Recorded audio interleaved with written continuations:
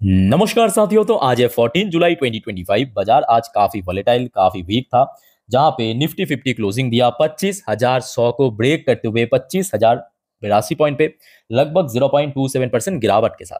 अब सवाल उठता है कि कल क्या होगा, मंगलवार को। क्या बाजार के लिए मंगलमय हो सकता है, या लास्ट कुछ हफ्तों मंगलवार की तरह गिरावट होगा? क्या होगा कल, जानेंगे इस वीडियो में। साथ में शेयर मार्केट से रिलेटेड बहुत सारे इंपॉर्टेंट लेटेस्ट अपडेट शेयर करूंगा आपके साथ। उसके साथ साथ ग्लोबल मार्केट का हालचाल, एफएसडीएस का डेटा, और मोस्ट इंपॉर्टेंट पार्ट कल मार्केट एनालिसिस। तो रिक्वेस्ट करूंगा आप सभी को, प्लीज वीडियो को बिना स्किप के पूरा अंत तक जरूर देखना, और खास करके इस वीडियो की आखिरी 3-4 मिनट पे जब हम बाजार को एनालाइज करेंगे, समझने की कोशिश करेंगे कि कल यानी 15 तारीख बाजार किस तरफ जा सकते हैं, उसको तो कतई मिस मत करना। ओके, तो आइए सबसे पहले चेकआउट करते हैं कि आज क्लोजिंग के बेस पे आज हमारे मार्केट एनालिस्ट ने क्या कहा। तो दोस्तों आज इस टॉपिक को कवर किया एलकेपी सिक्योरिटीज की तरफ से एक एनालिस्ट ने। अब क्योंकि देखिए लास्ट तीन ट्रेडिंग डेज पे सबसे पहले देखिए 25,350 को ब्रेक किया, उसके बाद देखिए 25,200 को ब्रेक किया। आज अगर हम बात करें 25,100 को भी ब्रेक कर लिया, तो मतलब 3 ट्रेडिंग डेज पे 3 इंपॉर्टेंट सपोर्ट ब्रेक हो गया। सिर्फ आज की डेट में दोस्तों टिका रहा 25,000 के ऊपर, जहां पे इंटरडे हाई टच किया, सॉरी इंटरडे लो टच किया। सो 25,000 को यहाँ पे सबसे वाइटल मेंशन किया। अगर ये लेवल भी स्लिप करके नीचे चला गया तो यहाँ पे नीचे सपोर्ट पॉइंट मेंशन किया है एनालिस्ट ने 24,900 से लेके 24,950। अच्छा, ऊपर की तरफ जो रेजिस्टेंस मेंशन किया 25,350 को। वैसे दोस्तों ये सवाल मैं आपसे पूछूं कि आप लोगों को क्या लगता है कि कल मंगलवार बाजार कैसा रहेगा? क्या ऊपर मूव करेगा, या नीचे रहेगा, या वॉलेटाइल रहेगा? जो भी आपको ओपिनियन है प्लीज शेयर कीजिए कमेंट करके कमेंट बॉक्स में। अच्छा, सेम टॉपिक को कवर किया मनी कंट्रोल की तरफ से। दूसरे एक और एनालिस्ट ने बाजार के बारे में अपने एक विचार रखा, पॉइंट ऑफ व्यू रखा। देखिए technical view, fall toward 50 DEMA 50 दिन की एक्सपोनेंशियल मूविंग एवरेज। आगे बात करेंगे इस इंडिकेटर्स के बारे में कि कैसे आज 50 दिन की जो DEMA इस लेवल के आसपास पहुंच गया। सो इस लेवल को ही इन्होंने कहा कि देखिए एक सबसे स्ट्रॉन्ग सपोर्ट लेवल के साथ साथ एक साइकोलॉजिकल मार्क भी है। साथ में देखिए एक रेंज नीचे मेंशन किया है नियर टर्म के लिए, जैसे कि यहाँ पे आप देख सकते हो 24,900 से लेके 25,500 600 पॉइंट की लगभग एक रेंज मेंशन किया इन्होंने। तो फिलहाल दोस्तों इस टॉपिक को तो इस वीडियो की आखिरी 3-4 मिनट पे हम बढ़िया से एक्सप्लेन करेंगे, कवर करेंगे। बट उसके पहले आज बहुत सारे इंपॉर्टेंट इकोनॉमिकल डेटा, भारत की बहुत सारी इंपॉर्टेंट लेटेस्ट न्यूज आपके साथ मैं शेयर करूंगा, तो थोड़ा सा पेशेंसली आप स्टेप बाय स्टेप करके देखते जाइए। देखिए आज दिन की पहले वीडियो में ऑलरेडी अपडेट दे चुका हूं, जिन्होंने देख लिया चाहे तो स्किप कर सकते हो, थोड़ा सा और एक बार देख लीजिए। जिन्होंने नहीं देखा फटाक से देख लीजिए। आज भारत की 2 इंपॉर्टेंट इकोनॉमिकल डेटा उठा, एक सीपीआई इन्फ्लेशन डेटा जो कि लगभग 6 साल की दोस्तों रिकॉर्ड, लास्ट मंथ भी बढ़िया था 2.82%, फोरकास्ट आया था 2.5%, मतलब और ज्यादा कम होने का। एक्चुअल डेटा दोस्तों सबको चौंका के रख दिया, 6 साल की बेस्ट रहा 2.10%। और दूसरी तरफ डब्ल्यूपीआई इन्फ्लेशन यानी होलसेल प्राइस इंडेक्स की डेटा प्रीवियस मंथ भी अच्छा था 0.39%। आरबीआई की तरफ से फोरकास्ट है कि इस बार थोड़ा सा माइनरली इंक्रीज हो सकता है 0.52%, बट एक्चुअल डेटा दोस्तों सबको शॉक करके रख दिया। इन्फ्लेशन, डब्ल्यूपीआई इन्फ्लेशन बढ़ा तो बहुत दूर की बात है, थोड़ा सा रिड्यूस हो गया, कम हो गया, -0.13%। सो दोस्तों ये दोनों डेटा देखने के बाद आप लोगों का क्या ओपिनियन है कमेंट करके बताइए। बाय द वे ये जो 2 डेटा है ना, मैं ऑलरेडी जब ये आउट हुआ था मैं तुरंत इंस्टाग्राम स्टोरी में डाल दिया था। तो आप में से कोई अगर इंस्टाग्राम में हो, मैं आप सभी को रिक्वेस्ट करूंगा फॉलो करके रखिए। मेरे इंस्टाग्राम हैंडल की लिंक आपको नीचे डिस्क्रिप्शन बॉक्स में मिल जाएगा, बिकॉज तुरंत जो अपडेट है वहां पे मैं डाल देता हूं, ठीक है, स्टोरी में। अच्छा नेक्स्ट देखिए एक और इंपॉर्टेंट रिपोर्ट आरबीआई की तरफ से, इस बार RBI SDFC record high of 2.6 lakh crore in June quarter. चलो बहुत बढ़िया। अच्छा नेक्स्ट देखिए एक और रिपोर्ट, ये बेसिकली एक मार्केट एनालिस्ट की तरफ से आया है। Capital market related stocks already discount couple of year of growth. और बात तो सही है, ये बात भी मैं कहूंगा काफी सही है कि जो कैपिटल मार्केट रिलेटेड स्टॉक्स है वो काफी डिस्काउंट में आज आपको मिल रहा है। लेट्स सी आगे क्या होता है। अच्छा नेक्स्ट देखिए भारत की जो नीति आयोग डिपार्टमेंट है ना, तो नीति आयोग डिपार्टमेंट की तरफ से रेकमेंड किया, ये देखिए कोई कंफर्मेशन नहीं है बट रेकमेंड किया है कि हमारे जो भारत के आज की डेट में सबसे सक्सेसफुल स्कीम्स मैं कहूंगा मेरे पॉइंट ऑफ व्यू से पीएलआई स्कीम्स, जो कि बहुत ज्यादा इंडस्ट्री को सपोर्ट कर रहा है, बूस्टअप कर रहा है। तो उस पीएलआई स्कीम को और ज्यादा एक्सपैंड करने के लिए लेदर सेक्टर, फुटवेयर सेक्टर और फर्नीचर सेक्टर के लिए मैं कहूंगा कि बहुत अच्छी ये रिकमेंडेशन है नीति आयोग की तरफ से। और अगर सरकार ने इन तीनों सेक्टर को ऐड कर दिया पीएलआई स्कीम्स में, तो कहीं ना कहीं और ज्यादा बूस्टअप हो सकता है। क्योंकि आप समझ सकते हैं कि फुटवेयर सेक्टर लास्ट जो मुझे याद आ रहा है 3 साल से पूरा खत्म हो चुका है। खत्म मतलब उसमें कोई ग्रोथ ही नहीं हो रहा है, और ग्रोथ नहीं हो रहा है मतलब सिंपल बात है, खत्म हो चुका है। ठीक है, लेदर सेक्टर भी सेम, फर्नीचर सेक्टर, तो कहीं ना कहीं ये सब सेक्टर अगर इंक्लूड हो गया तो कहीं ना कहीं और ज्यादा सपोर्ट मिल सकता है सरकार की तरफ से। अच्छा, नेक्स्ट देखिए, जेपी मॉर्गन की तरफ से एक एनालिस्ट ने एक स्टेटमेंट दिया, predictable policies under PM Modi support investment and deal activity. चलो ठीक है, बहुत बढ़िया, और ये तो साफ दिख भी रहा है ना। अच्छा, नेक्स्ट हम बात करेंगे, देखिए, Indian export to US to become more competitive after hike in tariff on China and other country. यही बात आपको मैं आज से नहीं, 2 अप्रैल से बैक टू बैक 3 महीने से कह रहा हूं कि देखिए, जितना टैरिफ मतलब जितने जितने रेट में टैरिफ इंपोज हुआ है ना भारत के आस पास उसके देश के ऊपर, दोस्तों भारत एक बहुत मतलब बेनिफिशियल स्टेज में है, भारत को बहुत बेनिफिट मिलेगा। यही चीज यहाँ पे मेंशन किया कि देखिए, ये जो देखिए भारत और चाइना के भीतर जो व्यापार होता है वो अलग बात है, बट चाइना के साथ जो यूएस की व्यापार होता है या भारत के साथ जो यूएस की व्यापार होता है ना, उसमें जमीन आसमान की फर्क आपको दिखेगा नंबर्स में। ठीक है, तो वो नंबर्स कहीं ना कहीं रिड्यूस हो जाएगा, क्योंकि आप समझ सकते हो कि चाइना के ऊपर 30% की टैरिफ इंपोज किया है, और भारत अभी कोई ट्रेड डील साइन नहीं हुआ तो भी 26% पे है, तो मतलब ऑलरेडी कम में है। अगर ट्रेड डील साइन हो गया, जो सूत्रों के हिसाब से खबर 15-20% की रेंज के नीचे आ सकता है। ठीक है, तो ये कहीं ना कहीं मैं कहूंगा भारत के जो एक्सपोर्टर है या जो इंडस्ट्री है उसको बहुत ज्यादा सपोर्ट कर सकता है। ओके, अच्छा, नेक्स्ट देखिए, एक बहुत इंपॉर्टेंट रिपोर्ट आज पब्लिश हुआ है इंडिया यूएस ट्रेड डील के ऊपर। देखिए, ओपनिंग इंडिया डेयरी सेक्टर, यहां पे दोस्तों एक्चुअली फंसा हुआ है। आप लोगों को मतलब जो सुनने को आता है कि बार बार क्यों डिले हो रहा है, बार बार क्यों कैंसिल हो रहा है इंडिया और यूएस के भीतर जो ट्रेड डील, दोस्तों यहाँ पे एक्चुअली फंसा हुआ है। कहाँ पे, देखिए समझने की कोशिश कीजिए। Opening India dairy sector to America could, ये देखिए क्या लिखा है, ये कुड कॉज लॉसेस लगभग 1 लाख करोड़ से ज्यादा एनुअली, इतना लॉस हो सकता है। देखिए, अमेरिका क्या चाहते हैं, भारत की जो डेयरी सेक्टर है, डेयरी सेक्टर जो मतलब मिल्क, वो जो सेक्टर है मिल्क, मतलब यहाँ पे सिर्फ और सिर्फ मिल्क की बात नहीं है, डेयरी सेक्टर में आपके पनीर भी शामिल है, जितने भी मिल्क से रिलेटेड दोस्तों प्रोडक्ट बनता है, चीज हो गया, पनीर हो गया, जितने भी, वो पर्टिकुलर सेक्टर को यहाँ पे एंट्री लेना चाहते हैं अमेरिका, क्योंकि इतना बड़ा सेक्टर है। आप खुद ही सोच के देखिए ना, चाहे भारत में कोई रिच आदमी है, कोई बहुत ज्यादा धनी आदमी है, या एकदम गरीब आदमी है, या मिडिल क्लास फैमिली है, हर किसी के घर में दोस्तों जो डेयरी प्रोडक्ट है उसका यूज होता है, चाहे वो मिल्क के फॉर्म में हो, चाहे वो घी के फॉर्म में हो, बटर की फॉर्म में हो, या चीज की फॉर्म में हो, बट यूज होता है। और इतना बड़ा मार्केट ना, यहाँ पे अमेरिका चाहता है कि उसको दोस्तों ऐसे ही दे दे, मतलब बिना किसी भारत सरकार उसके ऊपर एक्स्ट्रा टैरिफ ना लगा के। अब भारत सरकार ऐसा नहीं करना चाह रही, क्योंकि इतना बड़ा इंडस्ट्री ऐसे ऐसे क्यों दे दे, है ना। अच्छा दोस्तों, ये तो अपडेट है। अच्छा, उसके साथ साथ मैं आपको थोड़ा सा रिमाइंड कराने की कोशिश करूंगा कि आज दिन की पहली वीडियो में जो जो सब अपडेट मैं आपको दिया था, आप अगर नहीं देखा तो फटाफट देख लीजिए, देख लिए तो चलो ठीक है, एक और बार आप रिमाइंड कर लीजिए। डोनाल्ड ट्रंप ने सबसे पहले क्रिटिसाइज करते हुए फेडरल रिजर्व की जो चेयरपर्सन जेरोम पॉवेल को कहा, I hope he quits. Let's see आगे क्या होता है, अपडेट मैं आपको दे दूंगा। अच्छा, दूसरा जो अपडेट हमने देखा था, डोनाल्ड ट्रंप ने ये कहा था, ये करते हुए, क्या करते हुए, US will send Ukraine patriot defence system, ये यूक्रेन को दे रहा है कौन, यूएस। साथ में ये कहा कि पुतिन टॉक नाइस, भाई ये पुतिनवा जो है ना वो बढ़िया बात तो करता है, और उसके बाद पता नहीं उनका माइंड अचानक से चेंज कैसे हो जाता है, अचानक से चेंज हो जाता है, बढ़िया मतलब बढ़िया से फोन पे बतियाता है, और उसके बाद देन ही बॉम्ब एवरीबॉडी इन इवनिंग। ठीक है। अच्छा, उसके बाद ये अपडेट तो ऑलरेडी मैं आपको दे चुका। अब उसके बाद देखिए, ये आज रात की अपडेट है, यहाँ पे आपको दिख रहा है ना, आज रात के 8:08 की update. Indian delegation in US for another round of trade talk. तो भारत की तरफ से जो डेलीगेशन है, या बोल सकते हो कि ट्रेड नेगोशिएटर है, वो ऑलरेडी यूएस में पहुंच चुका है, और यहाँ पे बातचीत हो रहा है। जल्दी दोस्तों कुछ ना कुछ नतीजा आपको देखने को मिलेगा।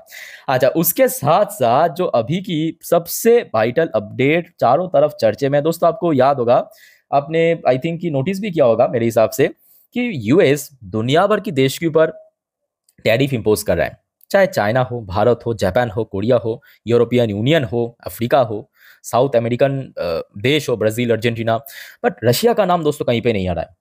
और आज दोस्तों वो फाइनली नाम आ चुका है। ट्रम्प ने दिया थ्रेटन, अब किसको दिया, पुतिन को दिया। क्या थ्रेटन दिया, ये मजेदार बात है। Trump threaten very severe tariffs on Russia if no Ukraine deal. So Russia अगर यूक्रेन के साथ डील नहीं साइन करता है नेक्स्ट 50 दिन पे, तो इसके ऊपर भयंकर टैरिफ इंपोज होगा। ये लाइन को आप देखिए, if we don't have a deal in 50 days, next 50 दिन के अंदर the tariff will be 100%, Trump said. अब शायद ट्रम्प ये भूल चुका है, भाई ये पुतिन है, पुतिन पुतिन नाम सुन के पुदीना समझ के रखे हो क्या? परमाणु बम है ये। फटेगा तो 100 साल में वहां पे, मतलब इंसान तो बहुत दूर की बात है, कोई मतलब जीव जंतु वहां पे जन्म नहीं पाएगा। अब पुतिन को धमका रहा है कि भाई 100% टैरिफ लागू कर देंगे देश के ऊपर। भाई मतलब कहाँ से ये लोग आते हैं? जो भी है, अभी जो ये माहौल है ना, काफी रोमांच होने जा रहा है, देखते जाइए, बस मजा लीजिए, ठीक है, अपडेट लेते रहिए। भाई जो दोस्तों, अब देखिए, अभी तक तो ये अपडेट है जो भी हो, मैं आपको दे दिया। मिडनाइट पे भी कभी भी कुछ भी अपडेट आ सकता है, अर्ली मॉर्निंग पे भी आ सकता है, सो डोंट वरी। मैं आपको इंस्टा स्टोरी में तुरंत दे दूंगा, नीचे आपको लिंक मिल जाएगा मेरे इंस्टाग्राम स्टोरी की, मतलब इंस्टाग्राम हैंडल की, जाके मुझे फॉलो कीजिए, और नॉर्मली वीडियो में आपको एक्सप्लेन कर दूंगा जैसे कि आपको अक्सर करता हूँ, ठीक है। अच्छा, नेक्स्ट चलिए फटाफट, अब देखिए थोड़ा हंसी मजाक ज्यादा हो चुका है। Q1 की रिजल्ट आज बहुत सारे कंपनी का आउट हुआ है, आई थिंक कि आप लोगों ने ऑलरेडी देख भी चुका, मैं ऑलरेडी इसको कवर कर चुका। ओला इलेक्ट्रिक हो गया, एचसीएल टेक्नोलॉजी हो गया, टाटा टेक्नोलॉजी हो गया, ठीक है। अच्छा, कल दोस्तों नोट करना, कल 15 तारीख बहुत सारे कंपनी की रिजल्ट आउट होगा, जैसे कि हाथवे हो गया, अच्छा एचडीएफसी लाइफ हो गया, ये निफ्टी की पार्ट है। अच्छा, इसके अलावा आईसीआईसीआई जनरल इंश्योरेंस हो गया, इसका भी रिजल्ट आउट होगा। आईसीआईसीआई पोटेंशियल की रिजल्ट आउट होगा, जस्ट डायल की रिजल्ट आउट होगा। अच्छा, बैंक ऑफ महाराष्ट्र की कल रिजल्ट आउट होगा। इसके अलावा और भी कुछ छोटे मोटे कंपनीज हैं जिनका कल रिजल्ट आउट होगा, ठीक है। सो डोंट वरी दोस्तों, मैं आपको कल अपडेट दे दूंगा। आप सभी को बस एक छोटा सा रिक्वेस्ट करूंगा, अगर आपने चैनल को सब्सक्राइब नहीं किया, प्लीज फटाफट कर लीजिए, ओके। अच्छा, अब चलिए थोड़ा सा यूएस मार्केट को देखते हैं कि क्या पोजीशन है। तो फिलहाल देखिए, यूएस में लोकल टाइम दोपहर 12:47, डॉ जोन्स की पोजीशन अभी अभी थोड़ा सा पॉजिटिव में है, अदरवाइज सुबह से थोड़ा बहुत वही नेगेटिव में ही था, ओपनिंग भी थोड़ा नेगेटिव, बट अभी थोड़ा सा पोजिशनल वाइज ठीक ठाक चल रहा है, ठीक है। अच्छा, नेक्स्ट देखिए, Nasdaq Nasdaq composite key position फिर भी बेटर है कंपेयर टू डॉ जोन्स। नैस्डैक अभी 0.21% ऊपर चल रहा है। अच्छा, यूएस की 10 साल की बॉन्ड यील्ड फिर से थोड़ा सा गेन होने लगा, बट क्रूड ऑयल के अंदर 1% की गिरावट, जो कि कल कुछ स्पेसिफिक सेक्टर को बूस्ट अप कर सकता है, ठीक है। अच्छा, इसके अलावा इंडियन करेंसी की वैल्यूएशन में ऑनेस्टली से मैसिव ड्रॉप हुआ है दोस्तों। लास्ट डे मैं आपके साथ शेयर किया था, याद कीजिए 85.7 पे था, इवन आज सुबह भी 85.9 के आसपास चल रहा था, है ना। तो अभी आप देख सकते हो सीधा 86 क्रॉस कर चुका है, तो मतलब प्राइस बढ़ गया, प्राइस बढ़ना मतलब वैल्यूएशन घट जाना, ओके। अच्छा, अब चलिए फटाक से चेक करते हैं कुछ इंडियन कंपनी की पोजीशन कहाँ पे है, जैसे कि विप्रो लिमिटेड एडीआर वर्शन 1% नीचे, दूसरी तरफ इन्फोसिस की एडीआर वर्शन भी 1.13% नीचे। अब देखिए आईटी सेक्टर दोस्तों कल फिर से अपसेट कर सकता है, क्योंकि आज एचसीएल टेक्नोलॉजी की रिजल्ट एक्चुअली बहुत खराब हुआ, मतलब ओवरऑल तो खराब हुआ ही है, उसके साथ साथ बाजार की जो एस्टिमेट था, होता है ना ब्रोकरेज की तरफ से जो आता है प्रीव्यू, उस एस्टिमेट को भी बीट नहीं कर पाया। और कल कहीं ना कहीं अगर ब्रोकरेज द्वारा इसको डाउनग्रेड कर दिया, जिसका चांस तो फिलहाल सबसे ज्यादा लग रहा है, तो कल कहीं ना कहीं एचसीएल टेक्नोलॉजी के साथ साथ एंटायर आईटी सेक्टर एक और बार इसलिए कह रहा हूँ क्योंकि फ्राइडे के दिन भी गिरा था टीसीएस की वजह से, तो आगे एचसीएल की वजह से भी गिर सकता है। अच्छा, आगे बढ़ते हैं, बैंकिंग की क्या हाल है। फिलहाल एचडीएफसी बैंक की एडीआर वर्शन 0.87% नीचे, आईसीआईसीआई बैंक की एडीआर वर्शन भी 0.17% नीचे चल रहा है। अच्छा, चलिए फटाक से चेकआउट करते हैं हमारे गिफ्ट निफ्टी की पोजीशन। सो दोस्तों, अभी देखिए वीडियो में रिकॉर्ड कर रहा हूँ रात 10:19 पे, यहाँ पे आप देख सकते हो नीचे टाइम एडजस्ट हो रहा है, चलो एडजस्ट हो चुका है। गिफ्ट निफ्टी की पोजीशन रियली बहुत ही अच्छा चल रहा है, बहुत ही बढ़िया चल रहा है, मतलब 25,182 पॉइंट पे आज निफ्टी क्लोजिंग दिया, 25,082 पे, तो एग्जैक्टली अगर हम बात करें 100 पॉइंट ऊपर। तो अब देखिए, ये तो जुलाई की आधा ऑलमोस्ट हो चुका है, 14 तारीख, ठीक है, मतलब जुलाई की एक्सपायरी खत्म होगा, सिर्फ 2 हफ्ता बाकी है। तो प्रीमियम अगर 40-50 पॉइंट कट भी कर देना, एक्चुअल में दोस्तों पोजिशनल वाइज बहुत अच्छा चल रहा है। अब देखिए ये कब तक, मतलब कल सुबह तक अगर होल्ड रख पाएगा तो आई थिंक एक ठीक ठाक ओपनिंग, अदरवाइज जो होना है वही होगा, ठीक है। अच्छा दोस्तों, आगे बढ़ते हैं, थोड़ा सा देख लेते हैं कि आज एफएसडीएस की कारोबार कैसा था। चलिए मैं आपको थोड़ा स्क्रीन के ऊपर बड़े बड़े करके लिख के देता हूँ, जस्ट अ मिनट। वैसे आज तो देखिए एक्सपेक्टेशन था कि एफएस थोड़ा सेल होगा, क्योंकि अभी तक तो देखिए ये ट्रेड डील, टैरिफ, ये सब के चक्कर में मार्केट बेचारा पूरा फंसा हुआ है, नर्वस भी काफ़ी है। सो आज एफएस द्वारा वही सेल हुआ 1,614 करोड़, जो कि लास्ट फ्राइडे के दिन भी हुआ था, फ्राइडे के दिन में बहुत ज़्यादा हुआ था, 5,000 करोड़ से ज़्यादा। और डीआज ने आज परचेज किया 1,787 करोड़ की शेयर, ठीक है। बाकी देखिए मिडिल ईस्ट की तरफ से न्यू कोई अपडेट नहीं है सच, और TA35 लास्ट डे भी नीचे आके क्लोजिंग गया, आज भी पोजिशनल वाइज थोड़ा सा वीक क्लोजिंग हमें देखने को मिला। सो दोस्तों, जितने भी इंपॉर्टेंट न्यूज़ था आपके साथ मैं शेयर कर लिया। अब चले मैं आपको मार्केट एनालिसिस वाला पार्ट के ऊपर लेके चलता हूँ। ओपन कर लिया निफ्टी 50 की लास्ट 3 महीने की कैंडलस्टिक चार्ट पैटर्न। अब जो बात मैं आपको बताने जा रहा हूँ बहुत ही ध्यान से सुनना, अच्छे से ऑब्जर्व करना। बट सबसे पहले दोस्तों आप सभी को रिक्वेस्ट करूंगा, अगर आपको वीडियो भी अच्छा लगा, इन्फॉर्मेटिव लगा, प्लीज वीडियो को लाइक करना और ऐसे इन्फॉर्मेटिव वीडियो हर रोज पाने के लिए चैनल को प्लीज सब्सक्राइब करके जरूर रखना। ओके, अच्छा, सबसे पहली बात, कल सुबह सुबह एक और बार डॉ जोन्स की एंड नैस्डैक की फ्यूचर को ट्रैक जरूर कर लेना। उसके साथ साथ कुछ स्पेसिफिक सेक्टर, क्योंकि आज एचसीएल टेक्नोलॉजी की रिजल्ट वीक रहा, आईटी सेक्टर को नजर रखिए और स्पेसिफिकली मैं कहूंगा एचसीएल को। इसके अलावा बैंकिंग सेक्टर, देखिए आज अगर बैंक की सपोर्ट नहीं होता, ये बात भी सही है कि आज कहीं ना कहीं निफ्टी 50 फिर से 25,000 को भी ब्रेक कर सकता था। ठीक है, अच्छा, उसके साथ साथ मैं कहूंगा मेटल सेक्टर के ऊपर भी नजर रखना। ठीक है, तो ये 3 कल इंपॉर्टेंट सेक्टर है। अच्छा दोस्तों, अब चार्ट पैटर्न पे पहुंचते हैं। देखिए ये जो चार्ट मैंने आपके सामने ओपन किया, ये एक दिन की चार्ट पैटर्न। ठीक है, मतलब यहाँ पे जो एक एक कैंडल एक एक दिन को रिप्रेजेंट करता है। दोस्तों अब जरा याद कीजिए, इस वीडियो की शुरुआती दौर में जब हम चेक कर रहा था कि मनी कंट्रोल की तरफ से एनालिस्ट ने क्या कहा, वहां पे एक टर्म यूज किया था, याद कीजिए कौन सा टर्म यूज किया था, 50 DEMA। इसका मतलब क्या है? D for day, E for exponential, M for moving और ए फॉर एवरेज, मतलब 50 दिन की एक्सपोनेंशियल मूविंग एवरेज। सो ये यहाँ पे आपको एक लाइन दिखेगा, रेड कलर की लाइन, ध्यान से देखना, रेड कलर की लाइन। ठीक है, तो मार्केट एनालिस्ट ने यही चीज को इंडिकेट किया कि अगर रेड कलर की लाइन ये अगर ब्रेक हो गया, सीधा सीधा नीचे और ज्यादा फ्री फॉल हो सकता है, गिरावट हो सकता है। ठीक है, तो इसे कहते हैं 50 दिन की ईएमए। तो यहाँ पे आपको 2 लाइन दिख रहा है, आपको मैं इसके पहले भी समझाता हूँ अक्सर, जैसे कि ब्लू कलर की लाइन ये हो गया आपका 20 दिन की ईएमए, और ये जो रेड कलर की लाइन ये हो गया 50 दिन की ईएमए। 100 दिन की ईएमए भी होता है, 200 दिन का भी होता है, वो जरूरत नहीं है, 20 या 50 से काम चल जाता है। ठीक है, मतलब आम तौर पे अगर बहुत ज्यादा नीचे पहुंच गया तो उस केस में 100 दिन का लगता है, तो वो फिलहाल जरूरत नहीं है। सो देखिए कल के लिए मैं कहूंगा, आज जहां पे बार बार रेजिस्टेंस फेस किया, आज कहां पे रेजिस्टेंस फेस किया? सबसे पहले 25,100, अगर आप नोट किए, आज बहुत बार 25,100 के ऊपर टिकने की कोशिश किया था, होल्ड करने की कोशिश किया था, बट नाकाम रहा। तो कल सबसे पहला तो टास्क यही रहेगा 25,100, और उसके साथ साथ आज जहां पे इंट्राडे हाई टच किया 25,150, ये 2 सबसे क्रूशियल लेवल, सबसे इंपॉर्टेंट लेवल कल के लिए याद रखना। ठीक है, अब मान लीजिए कि थोड़ा वीकनेसेस हो गया, थोड़ा सा और ज्यादा करेक्शन हो गया, तो सबसे पहला सपोर्ट तो आज जहां पे इंट्राडे लो टच किया, यानी नीचे 25,000, साथ में एक साइकोलॉजिकल लेवल भी है 25,000, 24,000, 23,000, ऊपर 26,000, 27,000। ठीक है, सो 25,000 एक साइकोलॉजिकल लेवल होने के साथ साथ एक अच्छा सपोर्ट भी है। अच्छा, पहुंच जाइए थोड़ा सा नीचे, नीचे कहाँ पे? तो यहाँ पे आपको ये रेड कलर की लाइन जो एक्चुअली एनालिस्ट ने मीन किया है, ठीक है, इसका नंबर यहाँ पे आपको साफ साफ दिखाई दे रहा है। तो अप्रोक्सीमेटली देखिए, एग्जैक्ट तो यही नहीं कि हाँ यहाँ पे ही सपोर्ट मिलेगा, बट इसके आसपास मिल सकता है, मेरे कहने का मतलब। तो रफली मान लीजिए कि 24,950। नेक्स्ट अगर गिरावट होता है तो लगभग 24,950 पे सपोर्ट मिल सकता है।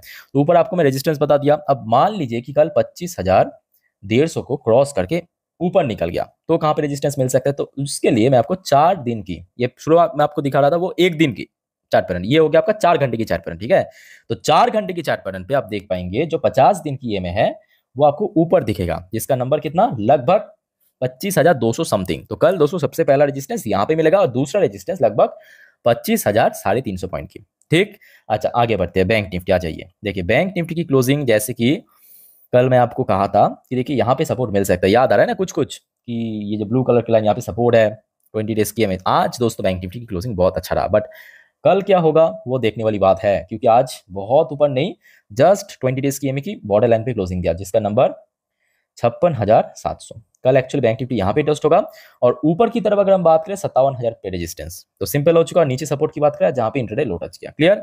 सो यहाँ पे दोस्तों मैं आपको निफ्टी 50 बैंक निफ्टी अच्छे से एक्सप्लेन कर दिया, चार्ट पैटर्न इंडिकेटर्स के ऊपर बेस करके। बाकी वीडियो को वाइंड अप करने से पहले जो हमेशा मैं आपको कहता हूँ, याद रखना, बाजार बहुत ज्यादा वॉलेटाइल है, गलती मत करना प्लीज। ठीक है, गलती से भी FNO trading, put call, buy sell, hold, intraday, ये सब हरकत मत करना। खास करके आप इस बारे में बिल्कुल ही जानकारी नहीं रखते, नॉलेज नहीं है, एक्सपीरियंस नहीं है, तब तो 200 माइल दूर रखिए। ठीक है, बाकी वीडियो देखिए, सीखिए, जानिए क्या दिक्कत है, मैं हूं आप लोग के लिए, कमेंट करके बताइए। और दोस्तों चैनल को सब्सक्राइब करना मत भूलना ऐसी इन्फॉर्मेटिव वीडियो हर रोज पाने के लिए। तो फिलहाल इस वीडियो को वाइंड अप करता हूं, मिलते हैं नेक्स्ट वीडियो में। टेक केयर, बाय बाय, जय हिंद।